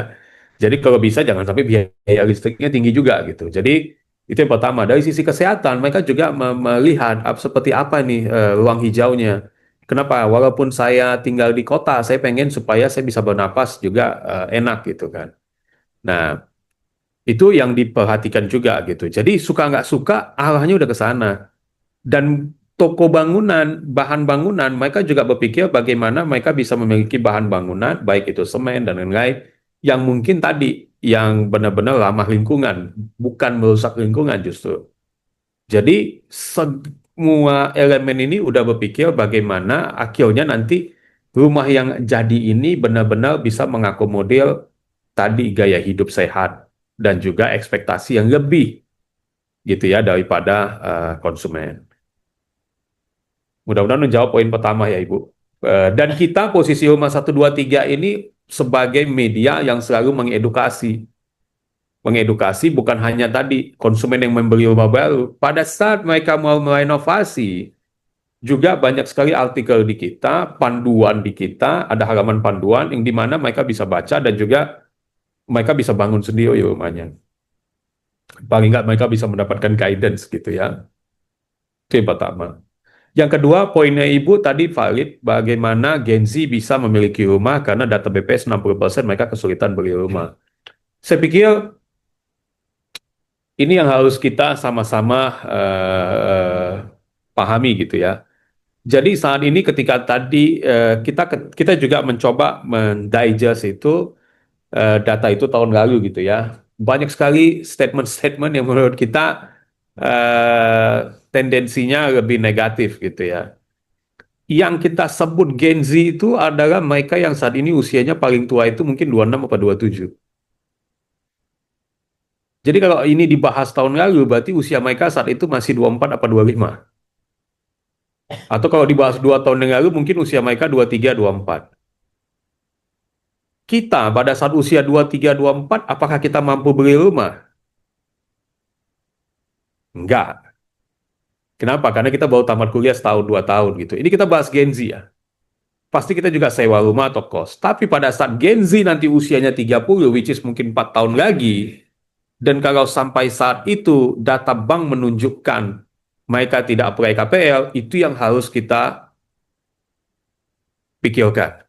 Tapi kalau sekarang enggak, Bu. Tapi kita sempat minta data gitu ya ke Bank Mandiri dan juga BTN. 70% kredit KPL yang disetujui oleh Bank Mandiri dan BTN adalah untuk milenial seperti saya, Bu, yang usianya saat ini 43 tahun, 44, dan juga Gen Z gitu. Tapi paling banyak milenial memang, yang usianya 44 gitu ya, di bawah 44 dan ke bawah. Ini 70%, Bu. Jadi statement tadi itu yang kita nanya, kita sempat ngobrol dengan Pak Helmi Yahya dan juga Pak Ahok. Karena beliau ini sempat waktu itu mengutarakan, oh Gen Z susah punya rumah nih. Kalau Gen Z oke, kita setuju. Tapi kalau disebut milenial dan Gen Z susah punya rumah, data Bank Mandiri, BTN, BNI itu menunjukkan 70% kredit yang disetujui adalah untuk usia 44 tahun ke bawah gitu. Jadi ini yang mungkin perlu kita pahamin. Tapi saya setuju bagaimana kita tetap bisa membantu konsumen tadi lintas generasi untuk bisa mendapatkan rumah. Bu Supalti, banyak sekali konsumen yang nggak tahu kalau mereka bisa menggunakan BP Jam Sostek mereka untuk bisa mendapatkan uang muka, Bu, untuk bisa dibantu proses KPL. Karena BPJS ini kerjasama dengan BTN dan bank-bank lain, mereka ini sebagai motornya, di mana mereka punya budget yang akan di-disburse kepada bank untuk konsumen yang ingin memiliki KPL. Bukan cuma untuk membeli rumah, Bu, tapi juga untuk merenovasi. Nah, ini yang menurut saya ada informasi kepada konsumen, Ibu. Jadi makanya Rumah 123 kita masuk, kita mencoba mengedukasi pasar bahwasannya untuk mendapatkan rumah pembiayaannya bisa dibantu oleh BPJS gitu. Dan banyak yang merasa, oh saya beli rumah udah nggak mampu nih, harga 700, 800.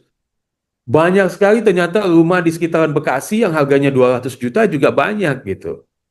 Jadi ini yang menurut saya banyak terjadi asimetrik informasi. Ada sebagian kelompok yang mendapatkan informasi yang lengkap, tapi ada sebagian yang mendapatkan informasi sepotong. Makanya kita itu Rumah 123 mencoba mengedukasi gitu ya, semuanya dalam satu waktu. Jadi banyak cara kita, banyak pilihan properti yang nggak mahal, yang bisa dimiliki, dan prosesnya juga bisa dibantu. Jadi ini ya Bu, memang kita menyadari juga perannya kita dan juga media-media lain untuk bisa mengedukasi market dengan lebih benar. Tapi saya terima kasih pertanyaan Ibu membuka kacamata kita untuk bisa masuk lebih dalam lagi gitu. Mungkin itu buat Ibu Suparti ya. Mudah-mudahan menjawab ya Ibu. Oke, baik. Terima kasih Pak Wasudewan untuk jawabannya. Semoga menjawab pertanyaan Ibu Sukartini. Ini ada pertanyaan kedua dari Bapak Budiman. Ya, apakah rumah 123 mengakomodasi penjualan properti secondary langsung ke owner tanpa perantara? Lalu bagaimana proses seleksi yang dilakukan Rumah 123 dalam memilih developer yang benar-benar punya track record pembangunan perumahan yang bagus? Terima kasih. Ya, pertanyaannya bagus Pak Budiman. Benar Pak, kita mulai 2024 semester kedua kita memberikan kesempatan kepada homeowner, pemilik properti untuk bisa mengiklankan propertinya langsung Pak. Jadi kalau Bapak masuk Rumah 123 ataupun 99.co, di sebelah kanan atas ada tulisan iklankan properti Anda. Bapak klik, nanti ada pilihannya, ada agen, ada untuk developer, ada untuk pemilik langsung. Nah, Bapak bisa klik pemilik langsung, nanti kemudian ikutin step-stepnya Pak. Ya, itu untuk iklan pemilik rumah.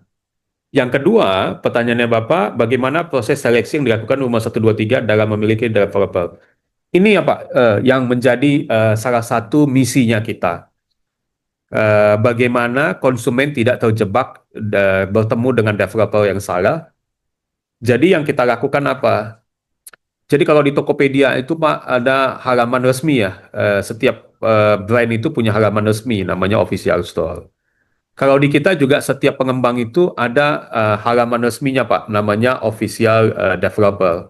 Jadi ada centang emasnya. Nah, sebelum kita memberikan centang emas Pak, kita biasa visit ke lokasi Pak. Kita melihat dari sisi legalitas, dari sisi perizinan, dan juga progres pembangunan. Jadi kalau sama sekali PBG-nya, IMB-nya belum ada, kemudian pembangunannya juga sama sekali nggak ada, masih tanah kosong, kita juga nggak akan berani bisa posting, Pak, iklannya gitu. Ya. Nah, beda halnya di Bali, Pak. Karena kalau di Bali itu mereka banyak bangun properti itu yang mereka sebut off-plan. Off-plan itu mereka jual gambar. Gitu ya. Jadi memang di Bali itu jarang bahkan ada show unit. Kalau developer-developer lain itu biasa mereka bangun show unit, ketika kita datang kita bisa lihat. Itu biasa di Jawa, Pak. Tapi kalau di Bali itu memang udah lazimnya mereka jual gambar gitu. Nah, tapi karena memang marketnya berbeda, nah kita melihat apakah itu proyek pertama. Kalau proyek pertama kita akan minta perizinannya mana nih.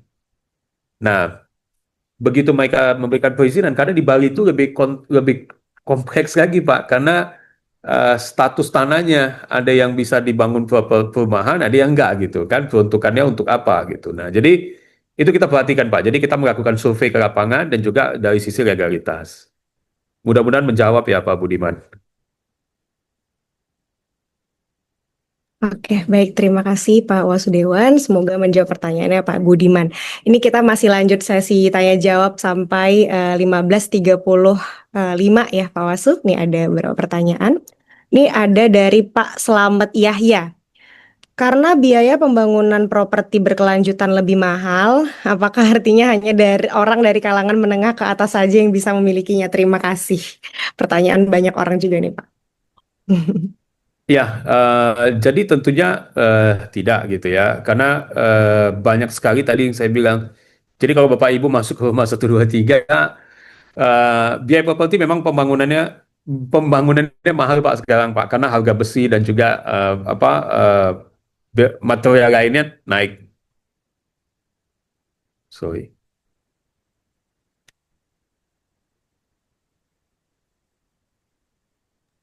masih muncul. Iya, ya, untuk saat ini share screen-nya kita off-kan Oke, sebentar ya Pak. baik, baik. Ya, jadi tadi pertanyaannya biaya pembangunan properti memang mahal Pak, gitu ya, dan akhirnya apa harga penjualannya jadi lebih mahal gitu kan. Tapi balik lagi, ketika kita memilih properti itu kan nggak nggak semuanya properti baru gitu ya, tapi juga banyak sekali pilihan properti. Jadi di rumah 123 itu Pak, kita mencoba mengakomodir. Kita itu punya 2,1 juta pilihan properti yang dijual dan disewa Pak. Nah, yang dijual itu apa aja? Ada properti baru Pak, yang ini mungkin harganya lebih mahal. Kenapa? Karena baru dibangun Pak, menggunakan bahan material yang lebih mahal. Tapi ada juga jutaan pilihan properti rumah second Pak, yang mungkin harganya di bawah harga yang baru secara meter square dan juga ukuran tanahnya. Nah, ini mungkin bisa menjadi opsi. Yang ketiga, saat ini ada banyak juga asetnya bank yang kondisinya macet dan coba dijual oleh bank, coba ditawarkan oleh bank. Nah, itu ada di kita, Pak. Dan kalau ini harganya udah pasti 20%, 30% di bawah market value. Jadi kalau Bapak mau lihat ini tiga-tiganya ini, ada Bapak tinggal buka, Bapak Ibu bisa buka rumah123.com/tebus rumah. Gitu ya, saya coba buatkan di sini. Jadi di sini Bapak Ibu bisa dapatkan properti yang harganya direvisi oleh agent dan juga aset bank. Gitu ya. Jadi market value-nya berubah. Jadi banyak juga Pak properti second yang hari ini ketika di-upload harganya 2,5 miliar, tapi karena di-push oleh owner, saya mau cepat laku ini, masa udah 2 bulan belum laku-laku. Nah, akhirnya diturunkan Pak harganya dari 2,5 miliar turun nih Pak ke 2,2. 2 bulan lagi turun ke 2,1 gitu ya. Kemudian turun lagi ke 1,8, dari 2,5 udah 1,8 Pak. 700 juta hilang. Berarti kurang lebih udah hampir 30% Pak. Gitu ya. Jadi inilah yang sebenarnya banyak terjadi di lapangan, tapi banyak konsumen yang nggak tahu Pak. Ini yang kita coba akomodir tadi lewat satu halaman yang menurut kita cukup bagus untuk bisa memberikan satu jawaban bahwasannya banyak kok pilihan properti yang harganya murah gitu ya. Mudah-mudahan bisa menjawab ya. Saya lupa tadi dengan Bapak Pak Slamet. Jadi nggak mesti kalangan menengah ke atas, Pak. Ya banyak sekali Pak aset bank yang juga harganya lumayan murah, Pak. Itu mungkin bisa jadi alternatif ya. Oke, baik Pak Slamet. Jadi nggak hanya untuk kalangan menengah atas aja nih Pak Slamet, tapi sebenarnya kita semua bisa tinggal dicocokkan kembali ya dengan budget dan tipe-tipenya. Oke. Selanjutnya ini dari Bapak Andrian Adinata dari Lampung. Selamat sore, izin bertanya Pak Wasudewan. Ini ada 2 pertanyaan, kita satu dulu ya Pak. Tantangan dan hambatan terbesar seperti apa yang dihadapi Rumah 123 di awal membangun bisnis properti? Dan solusinya seperti apa? Agar yang ingin berbisnis properti bisa belajar dan tahu. Nih historical pertanyaannya Pak, silakan. Terima kasih, Intan. Terima kasih Pak Adrian. Pertanyaannya bagus Pak. Mungkin saya disclaimer dulu ya Pak. Rumah 123 itu kita media dan kita nggak membangun proyek atau perumahan Pak. Justru kita membantu jutaan properti tadi, rumah, apartemen, ruko, gudang, pabrik untuk bisa dipasarkan lewat media kita ya. Jadi di awal-awal membangun properti, jadi rumah 123 ini awalnya dibangun oleh Pak Sandiaga Uno Pak, tahun 2007 gitu ya, dibangun oleh Pak Sandi Uno, kemudian diakuisisi oleh Malaysia gitu, salah satu perusahaan Malaysia. Kemudian diakuisisi oleh Australia dan kita akuisisi kita beli dari Australia gitu, kita akuisisi dari Australia gitu. Nah, di awal-awal kalau Bapak lihat 18 tahun yang lalu hambatannya kita adalah saat itu 2007 Pak, kita datang ke agent, kita datang ke developer menceritakan digital, mereka masih belum apa ya, masih belum percaya Pak. Ya, saat itu juga masih baru menggunakan Google tahun 2007 gitu ya, dan Facebook juga baru-baru terkenal gitu. Jadi cukup challenging ketika itu ya. Dan banyak dari pelaku properti itu masih menggunakan media konvensional, Pak. Jadi mereka mereka tuh rela ngabisin ratusan juta di billboard gitu ya untuk setahun gitu ya, buat event gitu ya di mall puluhan juta gitu ya, walaupun hanya dapat beberapa hot leads gitu. Dibandingkan mereka harus membangun website ataupun melakukan campaign digital saat itu. Kenapa? Karena memang keterbatasan informasi. Nah, berjalannya waktu, penetrasi smartphone makin tinggi, kemudian penggunaan digital, kemudian semuanya ngomongnya udah digital gitu ya. Nah, akhirnya mereka mulai membuka diri itu, Pak. Baik developer, teman-teman agent gitu ya. Yang tadinya Bapak kalau baca iklan di Kompas, Jawa Pos, itu bisa 2 halaman, Pak, iklan properti doang gitu ya. Iklan baris maupun yang ada iklannya si pengembang besar gitu. Kalau mereka launching bisa satu full color itu, Pak. Nah, ini mulai mulai berubah nih. Dan sekarang mungkin saya nggak tahu masih ada yang pasang iklan di koran apa nggak gitu ya iklan barisnya. Mungkin masih ada tapi jumlahnya nggak banyak.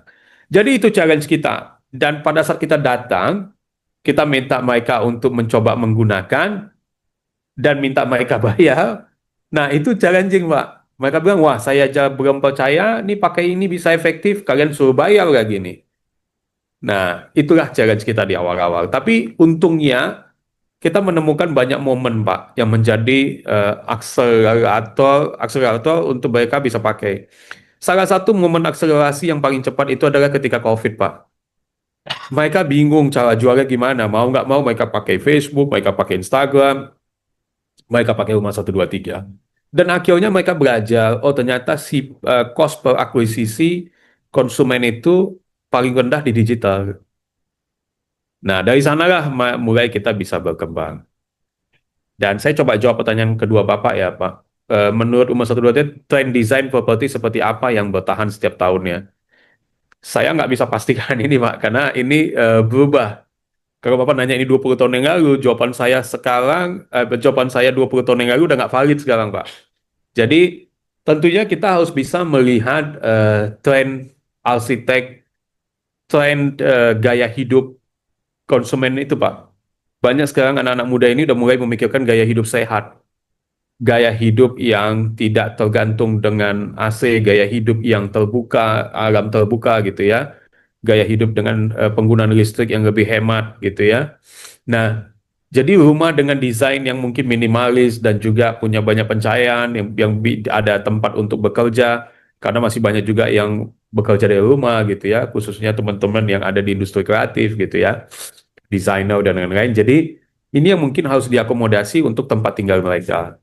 Supaya apa? Saat mereka menghabiskan waktu berpuluh-puluh jam gitu ya, 10 jam sehari, mereka nggak ngerasa bosan, Pak. Jadi ini yang saya pikir akan berkembang ke depan.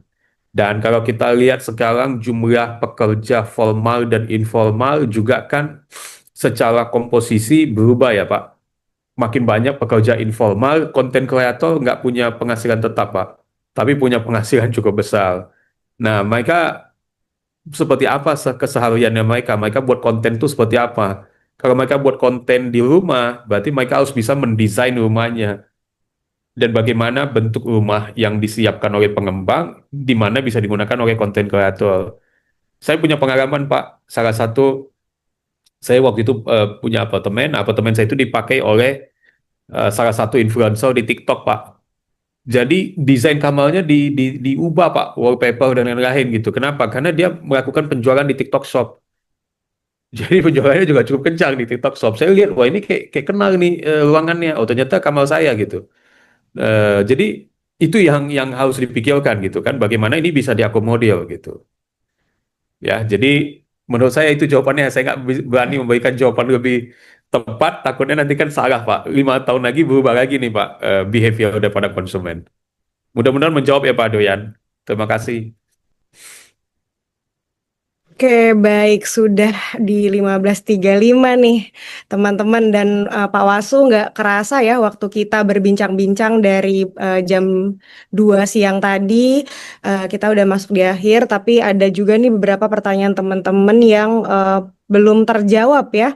Mungkin nanti untuk pertanyaan-pertanyaannya boleh kita tektokan di belakang ya, teman-teman. Atau di sesi sharing insight selanjutnya, gitu. Baik, karena kita udah masuk di sesi akhir nih Pak Wasu, Menarik banget ya, kita tadi belajar gimana bisnis itu kalau udah jadi ekosistem satu aja dia mati gitu kayak Gojek atau Google tadi contohnya yang diambil Pak Wasu, kita tuh bakal keteteran. Itu karena saking kuatnya ekosistem bisnis tadi itu ya Pak Wasu ya ternyata. Dan itu yang menjadi challenge dan juga sebenarnya kesempatan ya untuk kita nih para pebisnis khususnya untuk kita bisa ngebangun ekosistem bisnis yang sustain gitu. Sehingga kita bisa sekuat si Google atau Gojek tadi gitu. Oke, mungkin sebelum kita akhiri sesi ini dan tadi juga akan ada spin wheel ya atau hadiah nanti di akhir sesi, saya perkenankan Pak Wasu untuk mungkin memberikan closing statement ya atau kesimpulan dari materi Join Insight kita pada sore hari ini. Silakan Pak Wasu. Terima kasih, Intan. Ya, terima kasih Bapak Ibu. Mudah-mudahan 2 jam ini ada sedikit manfaat gitu ya, dan juga insight yang bisa didapatkan. Nah, saya hanya menyampaikan 2 poin. Yang pertama, apapun industri yang Bapak Ibu geluti saat ini, saya yakin selalu akan ada opportunity dan juga tantangan. Ya, dan saya yakin setiap kita pasti akan bisa melewati apapun tantangan itu. Dan kalau memang Bapak Ibu sebagai pengusaha gitu, coba berpikir bagaimana Bapak Ibu bisa menciptakan ekosistem atau berada di dalam ekosistem di mana Bapak Ibu bisa membantu menghubungkan satu bagian ekosistem dengan bagian ekosistem yang lain dan jadi bagian kuat di dalam ekosistem itu, bukan hanya menjadi salah satu komponen pelengkap dari ekosistem. Ya, kita banyak banget bisa mendapatkan akses informasi dan juga teknologi inovasi dari belahan dunia lain yang bisa kita implementasi di Indonesia. Itu yang pertama. Yang kedua, bila mana ini adalah relevansinya dengan industri properti, bila mana Bapak Ibu melihat banyak sekali opportunity di industri properti, memang benar mungkin ada hal-hal yang yang terpikirkan tapi belum tersampaikan. Anytime Bapak Ibu bisa kontak kita, bisa diskusi dengan Rumah 123 dan kita more than happy untuk bisa bantu. Karena industri ini masih punya 40 juta orang Indonesia yang belum punya rumah, Pak. Ya, dan bukan cuma rumah, isi rumah, pembiayaan rumah, dan juga hal-hal lainnya. Dan itu value-nya ribuan triliun. Jadi industri ini memiliki potensi ribuan triliun yang ada sekarang dan siap untuk diambil. Jadi silakan dipikirkan apakah Bapak Ibu akan masuk ke sana atau enggak. Jadi sekali lagi terima kasih buat waktunya. Saya juga belajar banyak dari pertanyaan-pertanyaan Bapak Ibu. Mudah-mudahan setiap kita bisa semakin sukses, tetap sehat, dan sekali lagi terima kasih buat eh, Intan dan juga tim Indibis. Ya, saya permisi. Terima kasih. Oke, baik. Terima kasih Pak Wasudewan untuk pemaparan materi yang luar biasa ya hari ini mengenai properti dan kita juga punya Indibis Properti ya teman-teman. Makasih juga nih kepada seluruh peserta yang telah aktif berpartisipasi. Semoga apa yang kita pelajari hari ini bisa bermanfaat dan bisa diterapkan dalam aktivitas kita ke depan. Oke teman-teman, untuk informasi ya spesial nih untuk para pelaku bisnis, Indibis juga menyediakan paket high speed internet for business di mana high speed internet by Indibis ini memang ditujukan kepada para pelaku bisnis dengan keunggulan kecepatan internet unlimited dan prioritas. Spesialnya lagi ada bonus potongan 70% untuk pemasangan biaya baru. Untuk info lebih lanjut boleh DM ke Instagram indibis.sumatra. Oke, saya Intan Sari, mewakili panitia yang bertugas, mohon pamit undur diri, sampai jumpa di kesempatan berikutnya. Namun sebelum itu, teman-teman tenang dulu nih. Kita masih ada hadiah ya dari Spin Wheel bersama operator kita. Ya, silakan kakak-kakak operator Indibis untuk Spin Wheel. Dan nanti yang dipanggil teman-teman boleh raise hand atau bersuara melalui kolom komentar. Oke, 1, 2, 3, silakan. Ya, oke, silakan untuk di share screen nih. Oke, ya, silakan.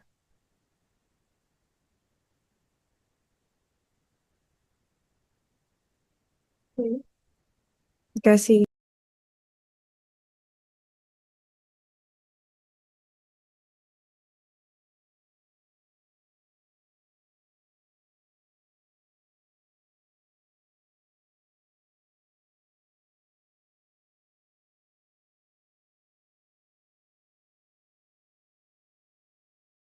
Oke, teman-teman tetap stay di Zoom karena sebentar lagi teman-teman akan mendapatkan undian berhadiah ya. Oke. Nih, sebentar ya teman-teman, kita tunggu nih teman-teman operator untuk nge-spotlight spin wheel-nya. Oh iya teman-teman, jangan lupa ya di follow sosial media kita di TikTok, Instagram, dan juga Twitter kita di Indibis Sumatera. Karena syarat dan ketentuan pemenang spin wheel adalah yang sudah mengisi link presensi, kemudian yang sudah nge-follow sosial media kita, dan yang hadir nih di Zoom ketika namanya dipanggil.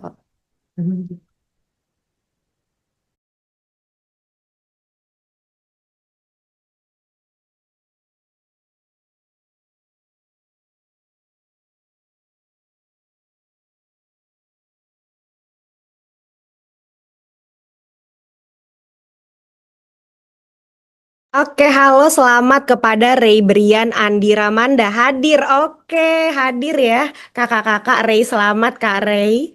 Ini namanya Ramanda ya. Oke. Oke, kita putar lagi spin wheel-nya. Silakan. Thank you. Iya, sama-sama Kak Rama. Oke. Ini siapa nih ya nama yang muncul? Ada Igusti, Abdul, Dava, David, Eko. Siapa nih? Selamat kepada Alfi Rosa Ramadhani. Boleh nih di kolom Zoom atau raise hand. Ya, Alfi Rosa Ramadhani. Oke, hadir. Oke, siap. Ini waktunya cuma 10 detik ya teman-teman. Kalau nggak bilang hadir buruan, kita ganti. Oke, lanjut. Operator, iya. 2 orang sudah. Ini kita pemenangnya ada berapa orang nih Bang? 5 ya? Oke, baik. 3 orang lagi. Bismillah ya teman-teman. Ayo banyakin doa nih. Di detik-detik terakhir. Matteo Aranatu. Iya, apakah hadir Kak Matteo Aranatu? Oke, Kak Matteo Aranatu. Kita hitung ya. 10, 9, 8, 7, 6, 5. Kak Matteo Aranatu. 4, 3, 2. Oke, Kak Matteo hadir di detik-detik terakhir. Oke, 2 orang pemenang lagi. Silakan operator diputar lagi spin wheel-nya.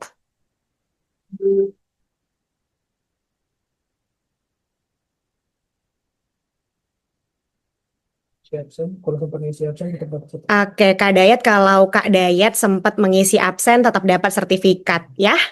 Baik. Oke, Kak Eko Purwanto, apakah ada di Zoom ini? Kak Eko Purwanto, waktunya 10 detik dari sekarang. Silakan diketik hadir di kolom Zoom atau boleh raise hand aja kalau kesulitan ngetik di kolom Zoom. Eko Purwanto, 10 detik dari sekarang. Oke, 10, 9, 8, 7. Oke, Kak Eko juga tidak ada di Zoom ini ya namanya. 6, 5, 4, 3, 2, 1. Oke, baik, diputar lagi untuk 2 orang pemenang. Silakan.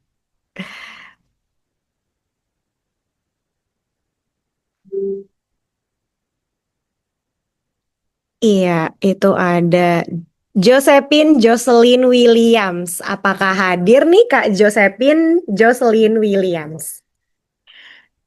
Oke, Kak Josephine Jocelyn ada nih di kolom Zoom namanya. Oke, hadir. Iya, 1 orang lagi teman-teman. Silakan nih peserta terakhir. Ayo, ada 61 peserta ya di kolom Zoom ini yang hadir. Di luar saya berarti ada 60 peserta lain. Oke, silakan. Ya, ini detik-detik terakhir ya. Save the best for the last. Siapa nih? Mary A.S. Oke, Kak Mary, boleh nih di raise hand atau di komen. Hadir, oke teman-teman, sudah ya, sudah lengkap 5 orang pemenang spin wheel kita. Nanti untuk hadiahnya akan kita hubungi dari Indibis Sumatera. Oke Kak Dayat, nanti kita tektokan kembali di belakang ya untuk acara ini. Ya, teman-teman yang hadir, terima kasih sudah menghadiri sesi Join Insight kita pada sore hari ini. Semoga materi yang disampaikan oleh Bapak Wasudewan tadi terkait properti dapat menjadi manfaat ya, dan kita terapkan ilmu-ilmunya di kehidupan kita. Oke teman-teman, apabila ada pertanyaan yang belum terjawab, mungkin nanti kita bisa tektokan di belakang. Dan jangan lupa, kita masih ada sesi Join Insight lagi di tanggal 23 Juni bersama dengan Coach Verly. Dan hadiri juga Join Talks kita melalui podcast Instagram Indibis Sumatera di Rabu pekan depan bersama pebisnis digital asal Sumatera Barat. Oke, terima kasih Kak, seru banget webinarnya. Sama-sama Kak Wasi, sampai ketemu ya di Join Insight selanjutnya. Saya selaku moderator dan tim Indibis Sumatera mohon pamit undur diri. Mohon maaf apabila ada kata-kata atau kegiatan dan kendala teknis yang salah. Selamat sore, selamat beraktivitas kembali teman-teman. Assalamualaikum warahmatullahi wabarakatuh. Selamat beraktivitas.